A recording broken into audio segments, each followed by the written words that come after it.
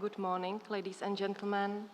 On behalf of the Czech National Bank, I would like to welcome you to our quarterly meeting with analysts, which provides an opportunity to present and discuss our new macroeconomic forecast and yesterday's monetary policy decision of the Bank Board. Before we start, let me introduce our speakers for today. On my right hand, Bank Board member Oldřich Dědek. Petr Král, Executive Director of Monetary Department. Hello to everyone. And Karel Musil, Director of the Macroeconomic Forecasting Division. Good morning. And my name is Petra Vlčková, I'm from Communications Division. Now let me turn over to Petr Král, who will present the new macroeconomic forecast of the Czech National Bank. Petr, the floor is yours.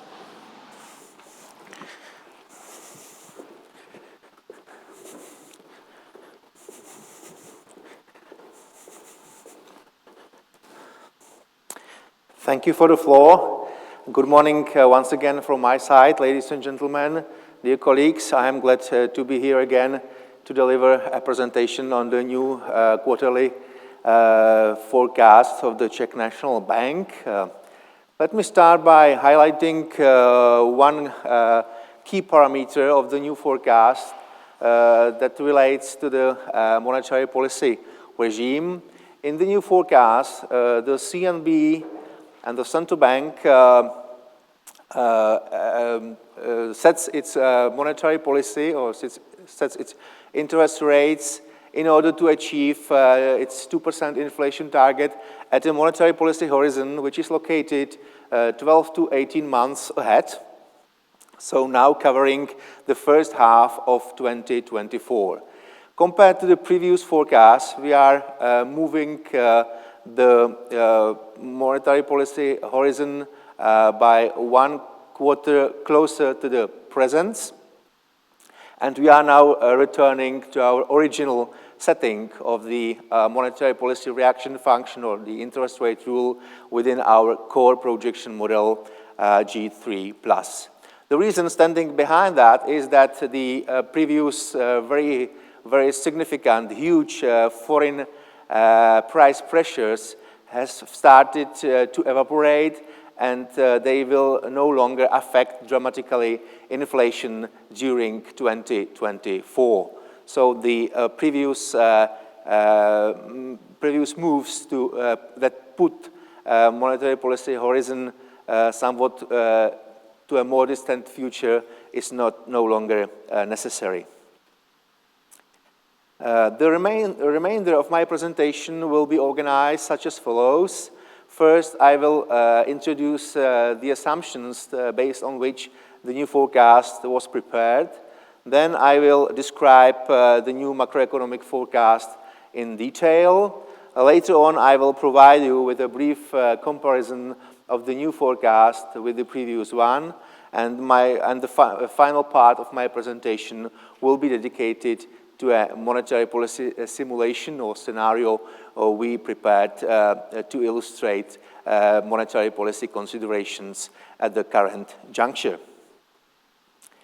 As for the external side, the economic growth in the countries of our major trading partners, which is the euro area, will be subdued in this year, reflecting especially slowdown in global demand growth, tightening monetary policies by major world central banks, together with a decline in households' real disposable income.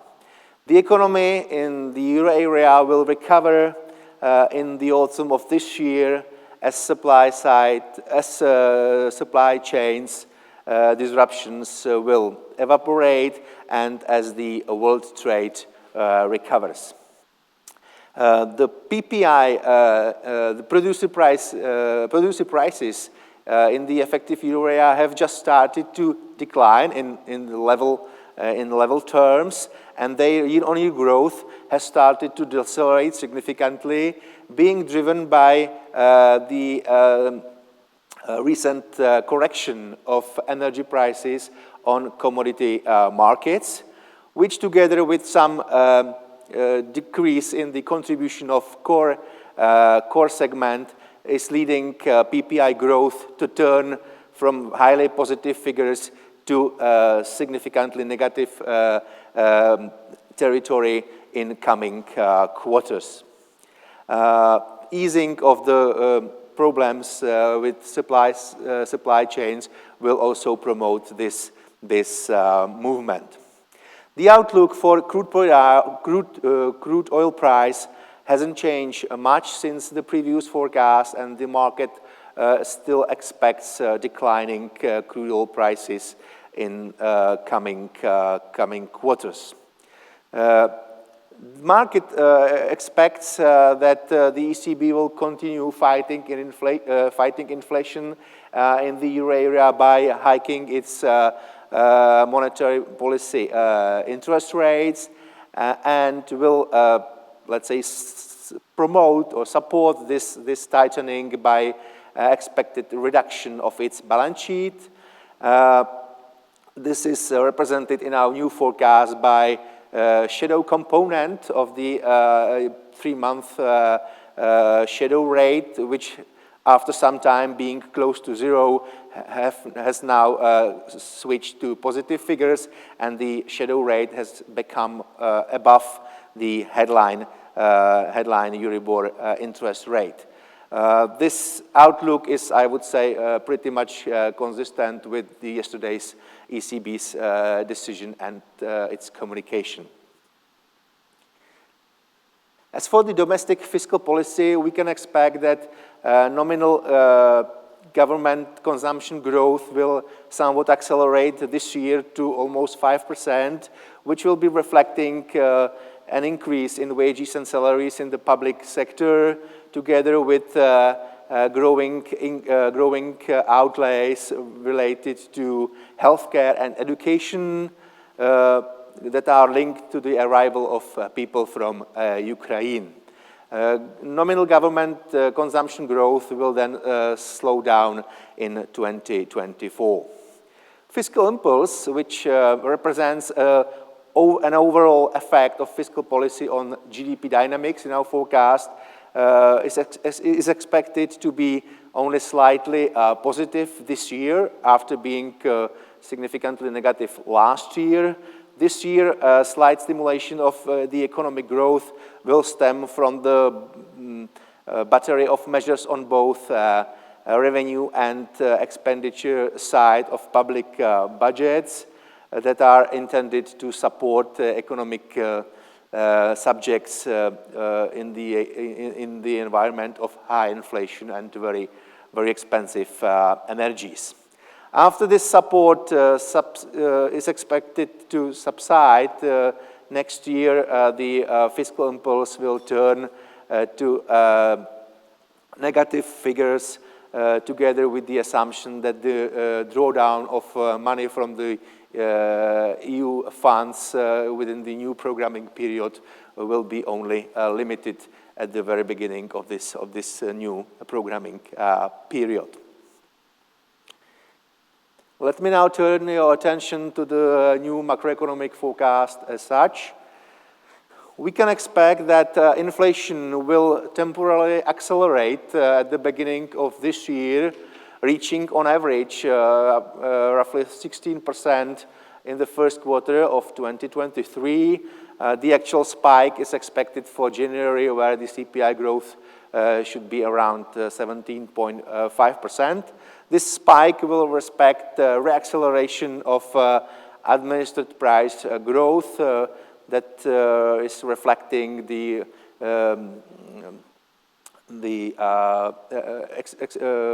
fact that energy savings tariff that pushed electricity prices for households downwards expired at the end of last year, and prices of electricity and gas prices for households will converge to the ceilings set by the government as from January the 1st this year.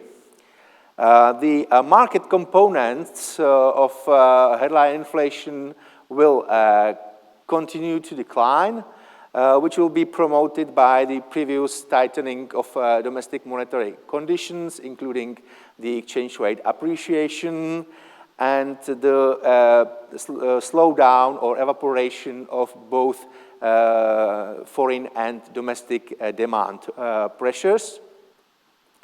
The cost pressures that will be going down will be supported by a gradual decline in profit margins of domestic producers, retailers, and service providers, which will be supporting the disinflation process.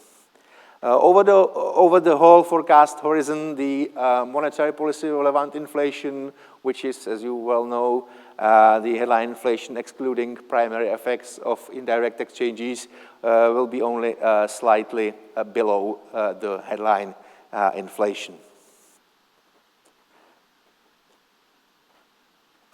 CPI inflation is still high and broad-based. And in addition to core inflation, which has peaked recently and is now going downwards, thanks to both goods and service segment, will be accompanied by decline in food price growth and by the decline in fuel prices at filling stations. The contribution of administered price segment will increase quite significantly, as I was already mentioning, and will become very volatile throughout the rest of this year, thanks to the, among other things, the base effect of last year energy savings tariff that temporarily pushed down the administered price growth in the fourth quarter of 2022. As I mentioned, within the core inflation, where deceleration of price growth is to be observed in both goods and service segment, also the declining contribution of imputed rents will help. This phenomenon is reflecting the previous tightening of monetary conditions and previous increases of interest rates on mortgages or on house purchase credit, which is now dampening the demand for housing and demand for and the situation on the mortgage market. Within the administered price growth, besides electricity prices, also prices of natural gas, heating, public transportation will exhibit quite significant price contributions following the fact that the previous huge energy shock is now spreading over many individual CPI components.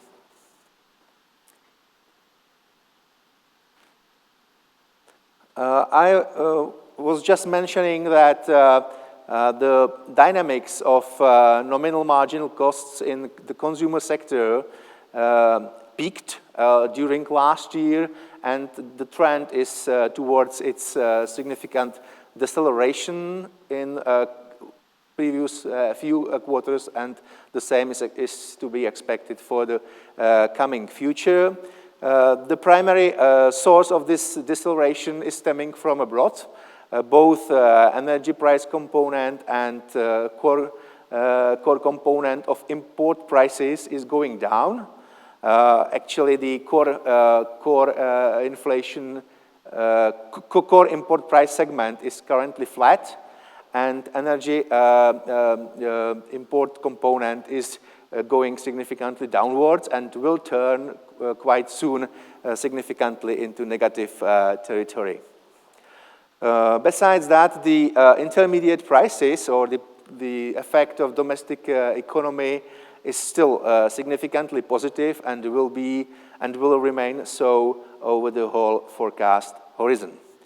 This is a reflection of the fact that domestic costs are growing still quite fast, being driven primarily by very solid nominal wage growth in business area. And this nominal wage growth is expected to be quite solid even for the rest of forecast horizon.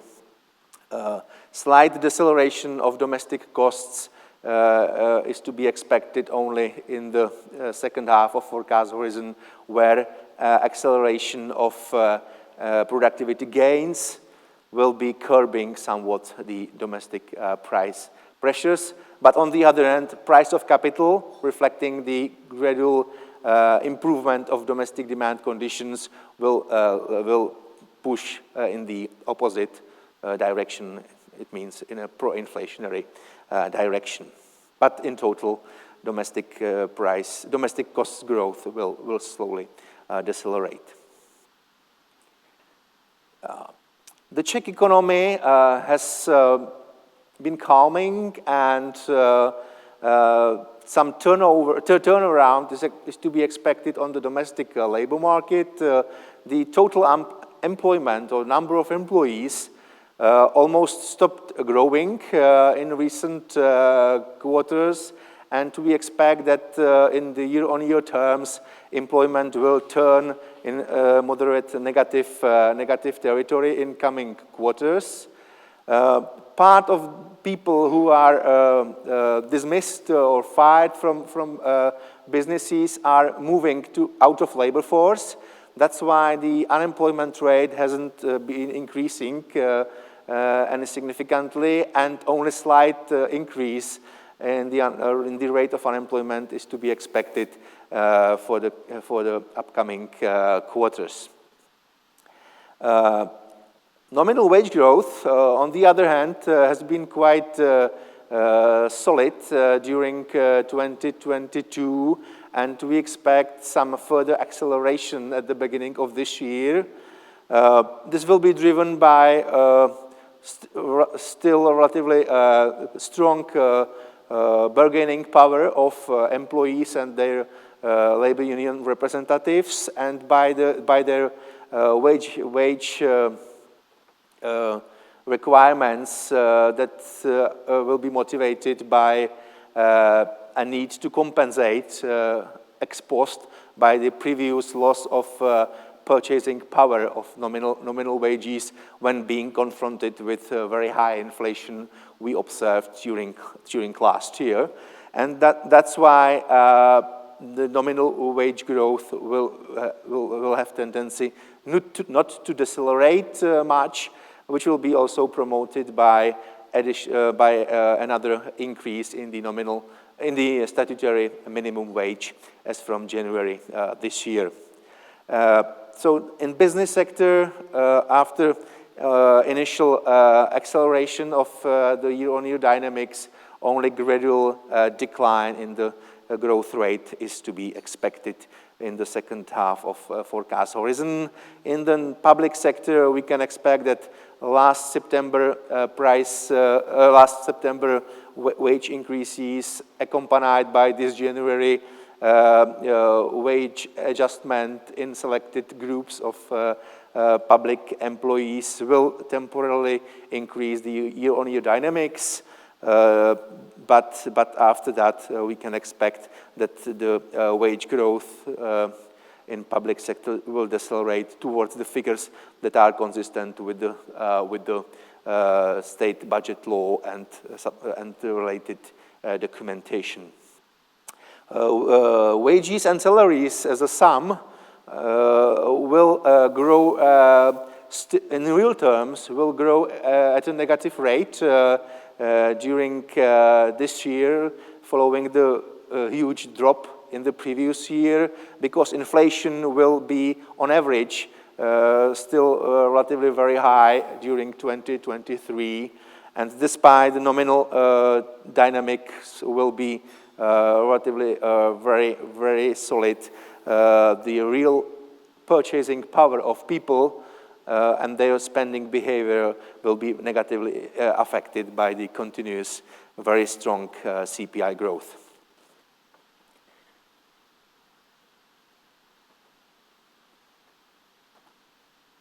As for the GDP, we can expect that the economy will be in a relatively short and relatively shallow recession that started in late 2022, but till the end of this year, in year-on-year terms, economic growth will turn again positive, and for 2023 year as a whole, we expect only minus 0.3% decline of GDP. The flash estimate of the Czech Statistical Office covering GDP in the fourth quarter of last year, saying that the economy dropped by 0.3%, was only slightly below our forecast. Domestic economic growth will be curbed by declining real disposable income of domestic households and their consumption. On the other hand, contribution of net export will be significantly positive. I will spend some time discussing the individual demand components on this slide. The household consumption decline will turn into its increase only at the beginning of 2024, when inflation will be close to 2%, and when the nominal income growth in real terms will turn into positive territory. Domestic households are slashing their consumption expenditures, not only on the account of their declining purchasing power, but also reflecting their bad sentiment. They are creating precautionary savings, and they reflect that monetary conditions have been tightened over the last couple of years, and they motivate the deferral of consumption spending and also investment spending, and are diminishing the deviation of the demand from the supply side capacities. As for the government consumption in real terms, we can expect that this will be temporarily negative at the turn of last and this year, and then it will stabilize its growth rate at around 3% or to 2% for the rest of the forecast horizon. As for the gross capital formation as a whole, this will be dominated by changes in inventories that had been driving up investment activity in the economy in the previous 2 years, when firms faced the problems with the functioning of the global value chains. They had to inevitably create their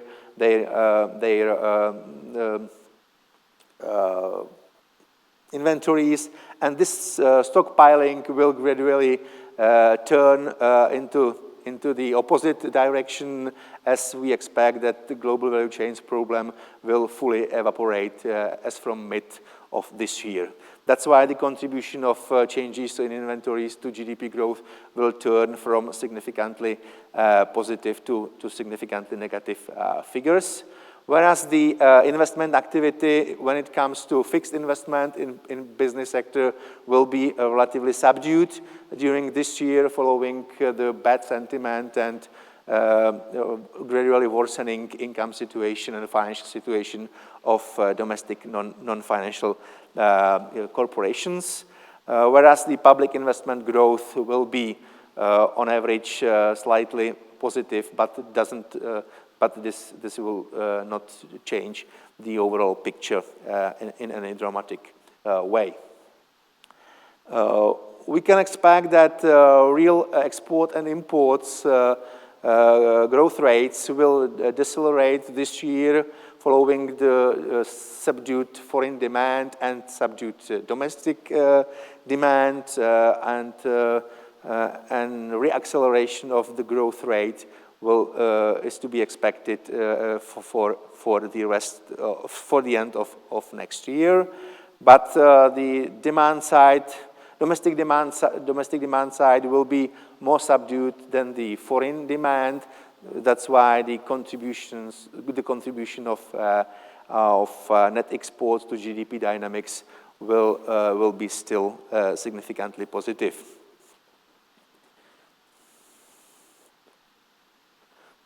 The new forecast expects that the koruna exchange rate vis-à-vis the euro will be on average 24.1 in the first quarter of this year, and the nominal exchange rate will then gradually depreciate to approximately 24.5 korunas per euro. This will be reflecting an expected narrowing interest rate differential of the koruna vis-à-vis the euro area, which will have a weakening effect on the domestic currency.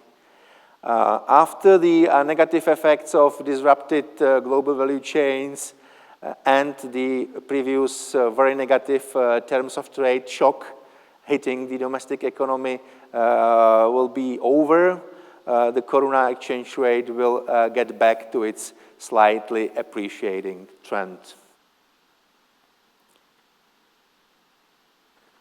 Consistent with the new forecast is a rise in market interest rates initially, followed by the gradual decline. The initial interest rate reaction reflects the central bank's effort to fulfill its 2% inflation target on the monetary policy horizon, which is first half of next year.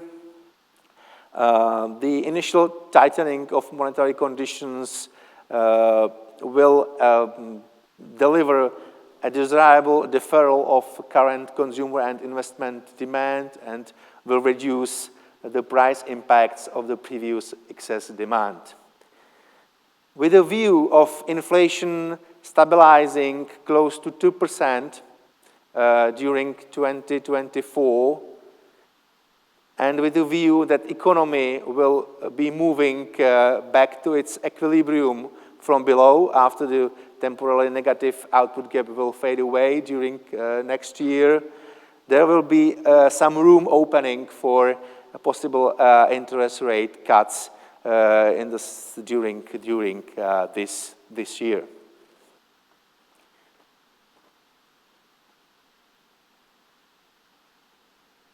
Let me now briefly compare our new forecast with the previous projection.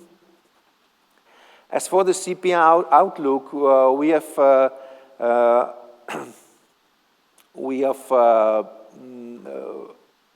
upgraded the forecast for this year, which has been driven primarily by higher expected price growth in the administered price segment, accompanied by somewhat higher growth in food price segment. Food prices, as such, have already peaked as well, and they are now on the downward trend. But the initial level of this growth rate is somewhat higher compared to the previous forecast. But the picture standing behind that is reflecting the correction of agricultural producer prices on the world commodity markets is still playing its role within the new forecast. The GDP growth was revised somewhat upwards compared to the previous projection, reflecting primarily the better than expected foreign outlook. The countries of our major trading partners will be also negatively affected by the energy crisis, but compared to the previous outlook, the situation will not be as bad as we expected in the autumn. As for domestic wage growth, we have revised our forecast significantly upwards, reflecting higher than expected nominal wage growth at the end of last year. which together with somewhat higher inflation profile for this year is making this upward shift in our new forecast. The exchange rate forecast has been revised somewhat to stronger levels of the koruna against the euro, which is reflecting somewhat stronger levels or significantly stronger levels at the turn of the year compared to the previous forecast. And we still have in place our assumption that the narrowing interest rate differential of the koruna vis-à-vis the euro area will not be fully reflected in the exchange rate development, and we did similar expert judgment as in the previous forecast. If we look at the interest rate trajectory, we can conclude that this outlook hasn't been changed much. At least for this year, there is some downward revision when it comes to this 2024. The foreign outlook fosters lower nominal interest rates compared to the previous forecast over the whole forecast horizon. This reflects lower growth in energy prices and lower growth in producer prices, but in the opposite, the opposite effect is going from expected more pronounced tightening of monetary conditions by the ECB, including their announcement of the expected balance sheet reduction, which was not part of the assumptions of the previous forecast. Now it has been incorporated following the ECB's decision and communication. The shift of the monetary policy horizon by one quarter compared to the autumn forecast is making a upward contribution to the interest rate trajectory, which is to be seen by these pink contributions.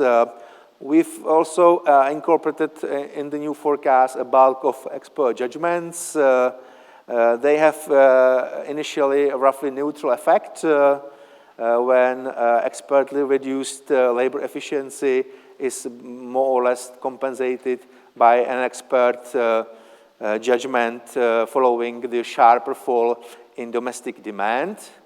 And as I was mentioning a little while ago, the entire outlook contains the expert judgments that are reducing the effect of the narrowing interest rate differential on the exchange rate.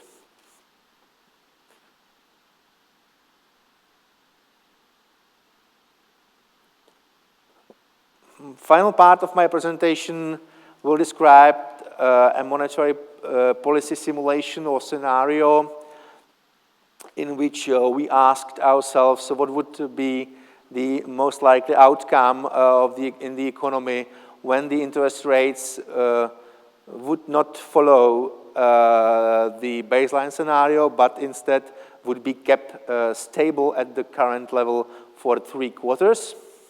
So the interest rates in this scenario are somewhat lower at the very near end of the horizon, but then are somewhat above the baseline scenario, converging from above to the baseline scenario in 2024.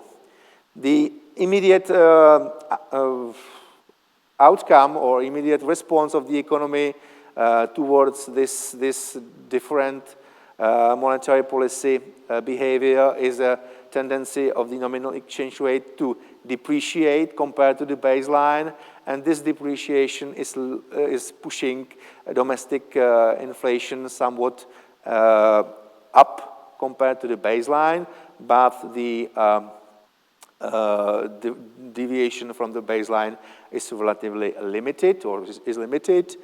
And as the interest rates are moving back to the baseline, the nominal exchange rate is also it's also converging back to the baseline exchange rate profile, and that's why the deviation of inflation gradually disappears. And at the monetary policy horizon, which is, as I mentioned several times, the first half of next year, inflation in this scenario is very close to the baseline, which is close to 2% inflation target of the Czech National Bank. The effects of this monetary policy scenario on the GDP outlook is negligible. Having said that, I would like to thank you for attention by now, and I am passing the floor to our spokesperson, Petra Vlčková. Thank you for the presentation, Petr. I can only add that even more information will be available within the monetary policy report, which will be published next Friday, February 10th at 9 a.m. And now we can move to our questions and answers part of our session. Before we start, I would like to ask you to always make sure that your microphone is on so everyone can hear you, and please remember to introduce yourselves. So is there anyone who wants to ask the first question? Okay, thank you. I'm Radomír Jáč from General Investments. Good morning. I have a question which is related to the exchange rate developments, and I think that both Mr. Dědek and Mr. Král may come with their comments on this question. Well, the Czech crown was doing quite well, not only in past few days, but let me say also in final months of 2022. If you just go back to your November forecast, the year-to-date development of the Czech crown is something like 2.5% stronger than it was. Now, if we take the current spot levels, and we know it may change, but if we take them, they are at something like 3 or 4% stronger than what you are predicting for the final quarter of this year. Obviously, we all know the mechanism of interest rate differential, which is working in that direction. Mr. Král mentioned that maybe the pass-through will not be so strong. My question is, we apparently saw that like rate hikes by the ECB, by Fed, did not affect regional currencies negatively. We expect, I think each of us, some economic recovery in Europe, including Czech economy. You are expecting nice improvement of Czech balance of payments current account. So the question is whether you debated, including the board members, if the Czech crown remains more or less at its current levels, whether it has some sharp implications for interest rate outlook for second half of this year, whether it could open debate, let me say, for interest rate cut. And also, I think obvious question maybe for Mr. Král, whether some like simulation for the likely impact on inflation was debated. Thank you.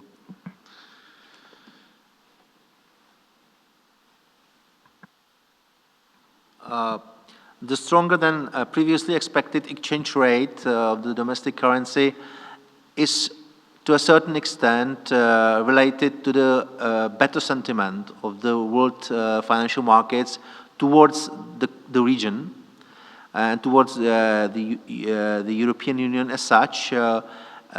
During autumn forecast, everyone was very nervous about the upcoming winter, whether the gas supplies from alternative sources together with the level of gas in storages will be sufficiently enough to cover the needs for the upcoming winter.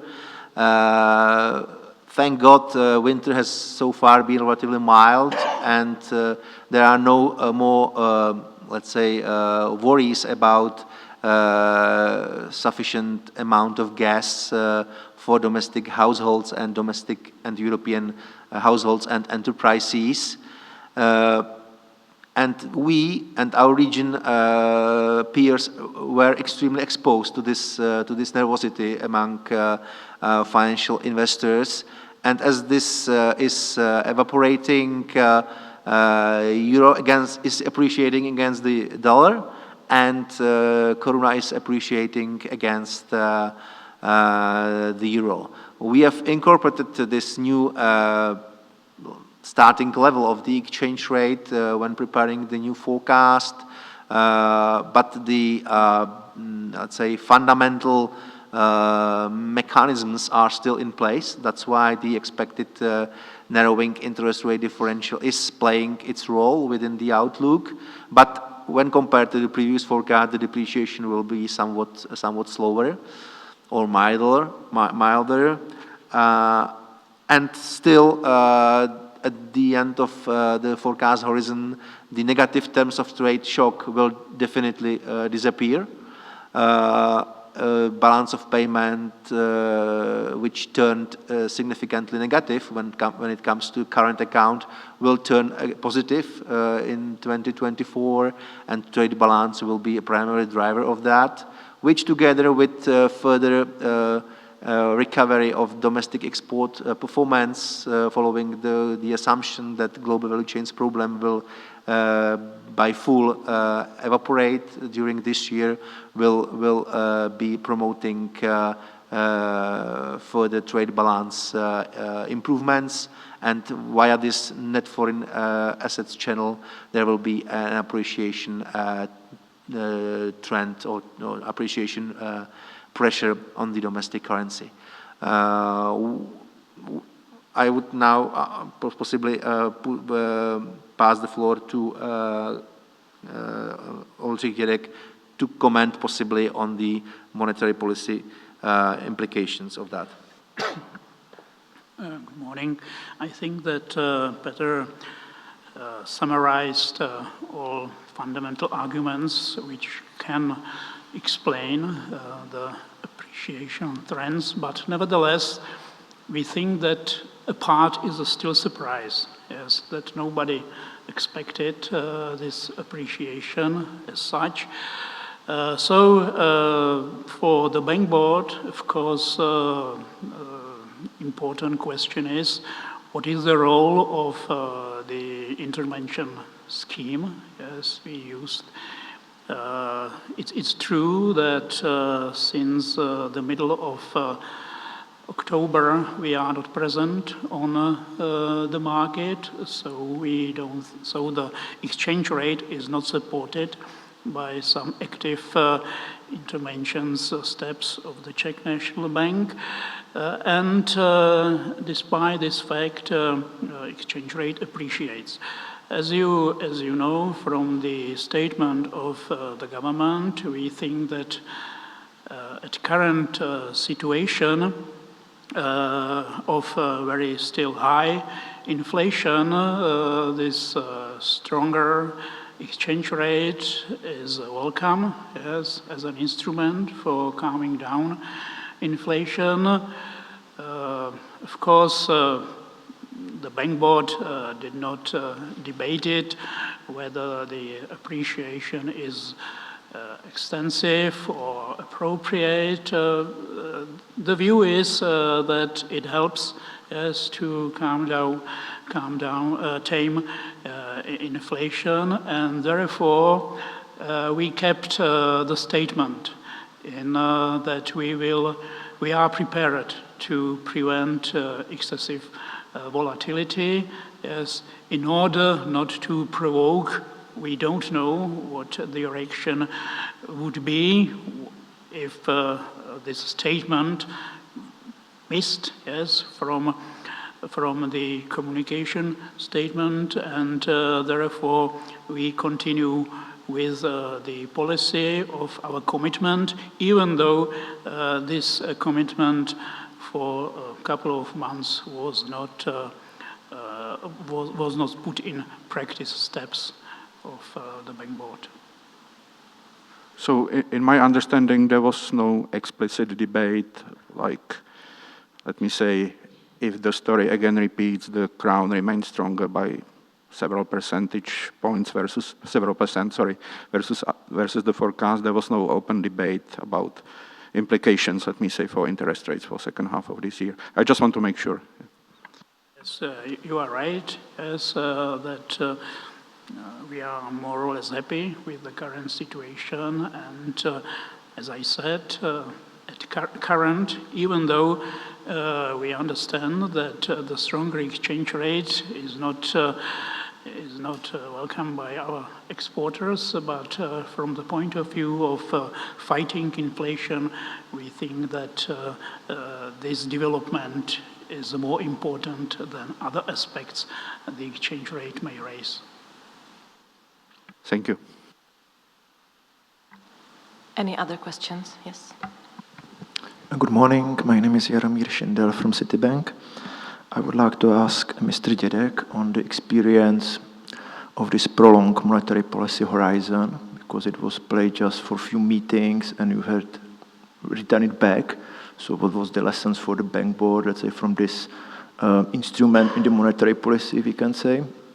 And then I would like to ask the stuff about the forecast regarding the energy prices and Eurozone PPI development, because there is a chart with the outlook for energy prices, and there is the increase in energy prices in 2024 for natural gas, for electricity, but you expect lower PPI prices in Eurozone, you expect lower contributions of energy import prices into the intermediate price pressures in the Czech economy in 2024. So what is behind this discrepancy, whether this is the impact of the more tighter or the tighter ECB policy, or just what is behind this different development in assumptions and external development? Thank you very much.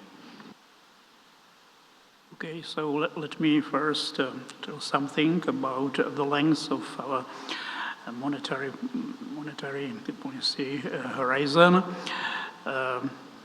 I would start by saying that the permanent debate on the bank board since the beginning of the inflation period was what is the proportion of demand factors which monetary policy can influence somehow, and what is the proportion of supply side imported inflation which is very difficult for monetary policy to calm down.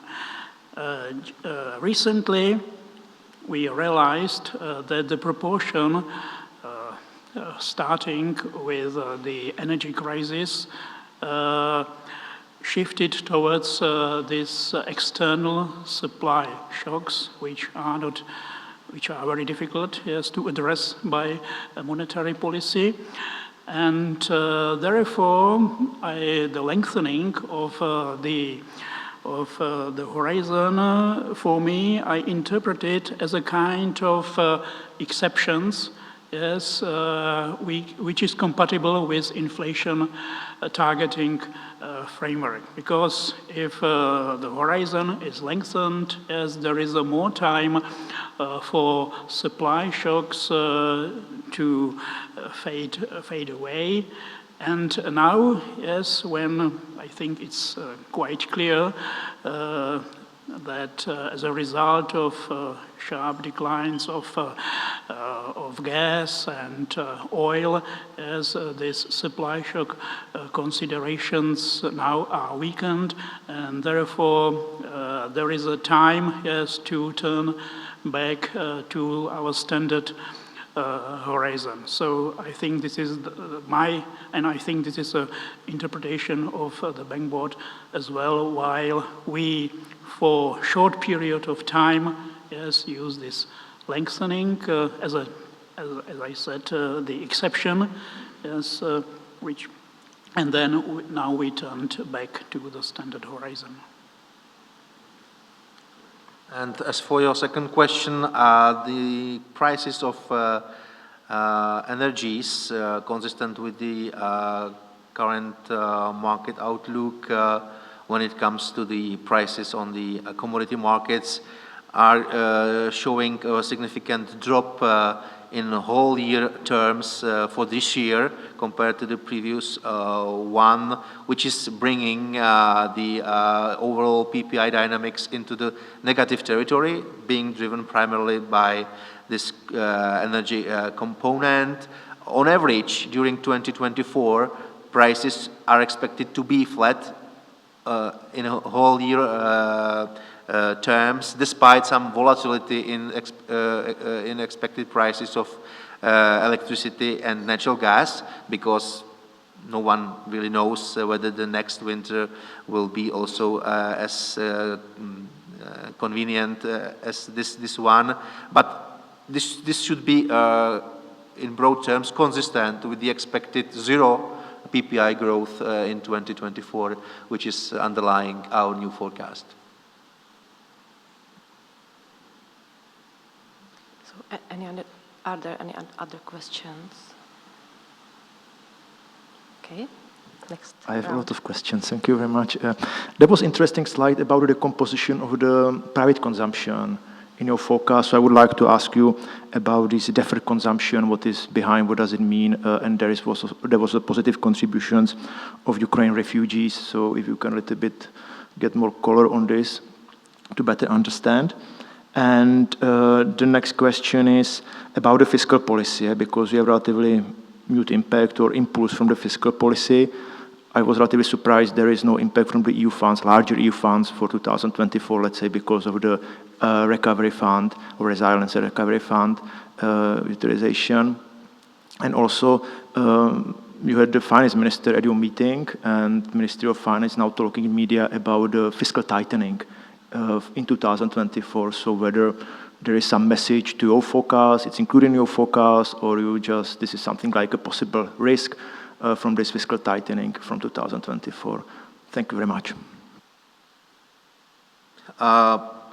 The consumption or the deferred consumption or let's say pent-up demand, which is reflected in the respective graph on slide number 12 by the yellow columns, is the previous let's say catch-up of consumption reflecting the reopening of the economy after the COVID lockdowns and shutdowns. And this effect is now fully away, and this is only represented here for the period of 2021-2022, when it was actually playing some role. First, driving the consumption up when the economy was reopened and the forced savings were spent by the households. Then, when the behavior of households returned back to normal behavior, this effect was slightly calming consumption, but it is evaporating fully as we are quite away from this period.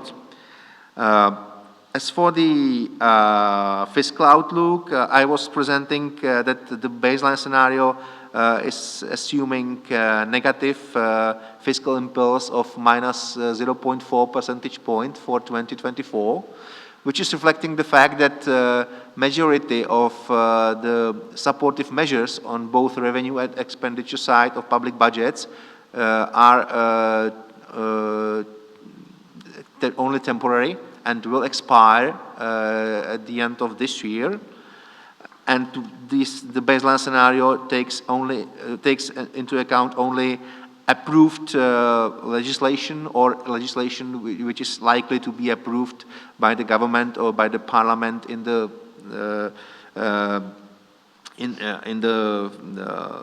near future. So no consolidation plans that are now discussed in the public sector, in the public domain, are not